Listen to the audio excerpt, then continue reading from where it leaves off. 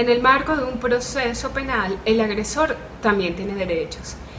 Entre estos derechos se encuentra el derecho a la presunción de inocencia, que es el derecho a considerarse y ser tratado como inocente hasta que no haya una sentencia definitiva de culpabilidad. También está el derecho a la libertad personal, que implica que la aprehensión o la privación preventiva de la libertad es una medida extraordinaria que se aplicaría solo bajo circunstancias específicas que están establecidas en la ley. Y esto tiene una conexión con el derecho a la presunción de inocencia. Si partimos de que la persona objeto de investigación se le presume inocente, no puede privarse de libertad a menos que no existan suficientes razones para privarla de libertad, privarla de un derecho humano básico y fundamental. Asimismo, el Ministerio Público, como protagonista, como autor de la investigación penal, debe también recabar aquellos elementos de convicción que encuentre que apunten a su inocencia. Es decir, no es que el fiscal se va a concentrar en recabar solamente los elementos que indican o hacen presumir su culpabilidad, sino que además se topa con elementos que tienden a demostrar su inocencia, debe incorporarlos en el expediente y en el proceso penal. Eso es parte del derecho del agresor. Y en líneas generales, el respeto a su dignidad. Todos estos son derechos humanos reconocidos en la Constitución de la República Bolivariana de Venezuela, reconocidos en instrumentos internacionales de derechos humanos, que además han sido reconocidos porque han sido objeto de una lucha y son parte de una reivindicación. Su formalización es producto de luchas y de reivindicaciones. Son importantes, son necesarios. Existe, sí, un problema o una tensión, muchas veces derivadas de interpretaciones erróneas o de interpretaciones que desconocen la existencia del patriarcado y de las consecuencias del patriarcado. Y se coloca en tensión, por ejemplo, los derechos de la víctima, el derecho de la víctima a ser oída, a ser reconocida como víctima, y el derecho a la presunción de inocencia. Pero ambos derechos coexisten y deben ser respetados, considerando desde nuestro punto de vista el fenómeno vivo, existente y presente que incide en la realidad del patriarcado. ¿Qué nos legitima a participar? Bueno, nuevamente, el artículo 6 de la Ley Orgánica del Derecho de la Mujer a una Vida Libre de Violencia, que dice que la sociedad tiene el derecho y el deber de participar de manera protagónica en lograr la vigencia de las disposiciones contenidas en su texto. Y también lo dispuesto en el artículo 37, que establece que las organizaciones sociales pueden intervenir en el proceso aun cuando no sean parte. En el marco del proceso judicial penal, cada órgano tiene una responsabilidad. Tal como veíamos en el segmento anterior, los órganos receptores de denuncia tienen una serie de obligaciones. En general, repasemos. Era la obligación de recibir la denuncia, la obligación de orientar a la víctima, la obligación de dictar las medidas de protección y seguridad. Debía ordenar la comparecencia del agresor. También ordenar la práctica de las diligencias que fuesen urgentes, entre esas las diligencias, los exámenes médicos que fuesen necesarios a la mujer en los centros de salud. También debía formar el expediente, realizar un informe y enviar al Ministerio Público. Por su parte, el Ministerio Público tiene la obligación de impulsar de oficio la investigación penal. Es decir, y esto es muy importante, el impulso de la investigación penal no depende de la víctima, aunque su rol sea fundamental y todo lo que ella pueda aportar es fundamental, indispensable. Pero el Ministerio Público tiene la obligación de impulso, de oficio, de modo que una investigación penal no, no debe cerrarse y nunca debe atribuirse a la mujer víctima la responsabilidad de que una investigación no se haya realizado porque ella no lo impulsó. Además de la obligación de impulsar la investigación con el apoyo de los órganos de policía, tiene la obligación de dirigir y supervisar la actuación de estos órganos de policía. También de notificar al tribunal competente, es decir, al Tribunal de Violencia contra la Mujer en funciones de control, audiencia y medidas sobre la apertura de la investigación. Debe ejercer la acción penal correspondiente, es decir, debe dictar el sobreseimiento, el archivo fiscal o la acusación, debe ejercer las apelaciones cuando corresponda y en general le corresponde velar por la aplicación adecuada de la Ley Orgánica sobre el Derecho de la Mujer a una vida libre de violencia. Por otra parte, tenemos ahora a los tribunales. Los primeros tribunales con los que vamos a tener contacto van a ser estos juzgados de violencia contra la mujer en funciones de control, audiencia y medidas. A ellos les corresponde acordar medidas de coerción personal, conocer de las medidas de protección y acordar su modificación, eliminación o la imposición de nuevas medidas, sean medidas de protección o medidas cautelares. También realizan pruebas anticipadas, resuelven peticiones, incidencias o excepciones interpuestas por las partes. Hablemos ahora de los lapsos, que es muy importante para no perder el proceso. Iniciemos con la investigación, ¿verdad? Esta investigación, de acuerdo con lo establecido en la ley, debe durar 4 meses, aunque es prorrogable por un lapso adicional que no debe ser menor de 15 días ni mayor de 90. Pero este lapso prorrogable, para poder contar con él, es necesario que el fiscal, 10 días antes de que se le vence el plazo, solicite al juzgado de control la prórroga y lo justifique. ¿Por qué necesita este lapso adicional?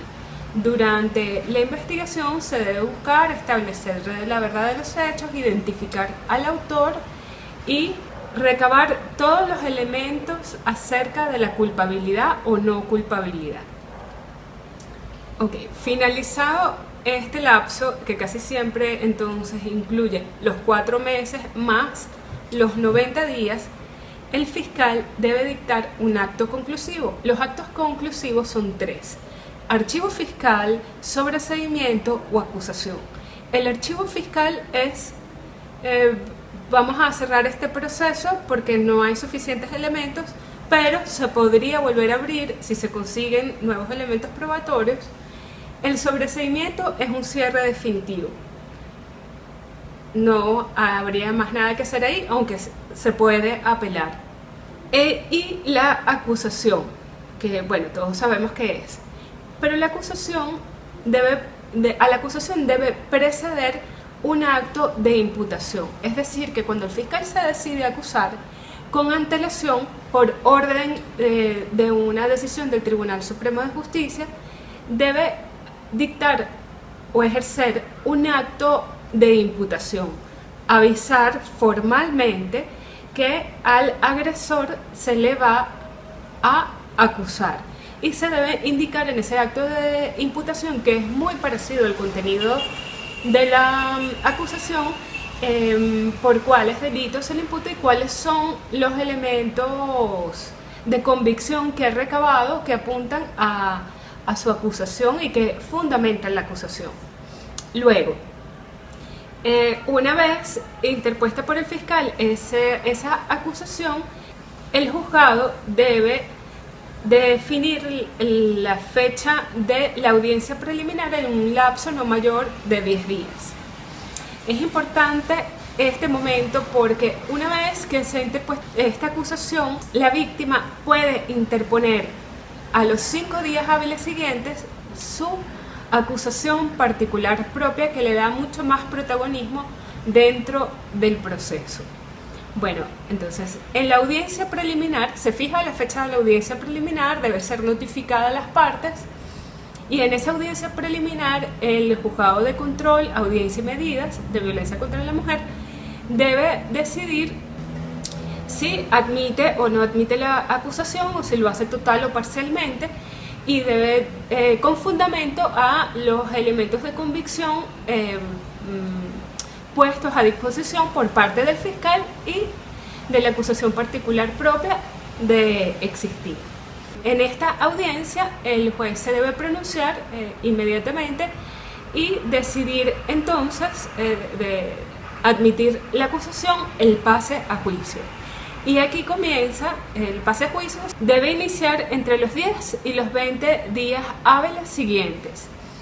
Y aquí comienza un nuevo proceso, es el proceso del juicio oral, que se hace ante un juzgado de juicio. Estas audiencias pueden ser cerradas al público, pero solo si la víctima sí lo solicitara. Así que realmente es una tergiversación que casi todos los procesos se cierran a la participación de las personas. Este debe, por regla general, por norma de la ley, debe ser abierto y público, a menos que la víctima solicite que sea cerrado. Aquí se hace un debate oral por varias, digamos, sesiones consecutivas, y al final se toma la decisión sobre la culpabilidad o no del imputado, del acusado ya en esta fase del proceso. Otro dato importante tiene que ver con lo probatorio, ¿no? Las pruebas son libres, ¿no? Sin embargo, son muy estrictos respecto a la forma de recabar estas pruebas, porque de ninguna manera puede soslayar o afectar los derechos de las partes. Es muy importante respecto de esta parte probatoria todo lo que tiene que ver con la cadena de custodia. Los funcionarios policiales que están bajo la dirección del Ministerio Público tienen que seguir los protocolos formalmente establecidos sobre la adquisición de la prueba y luego la cadena de custodia. Muchos procesos pueden caerse porque la prueba, o una prueba importante, no se ha llevado a cabo la cadena de custodia como lo establece el protocolo. Entonces es muy importante estar atentas a esto, a que las pruebas recabadas tengan cada una un oficio que indique cómo se obtuvo y formalmente cómo pasó de unas manos a otras. Hablemos de otros datos importantes en torno al proceso penal. La confidencialidad es un principio procesal, obligación de funcionarios.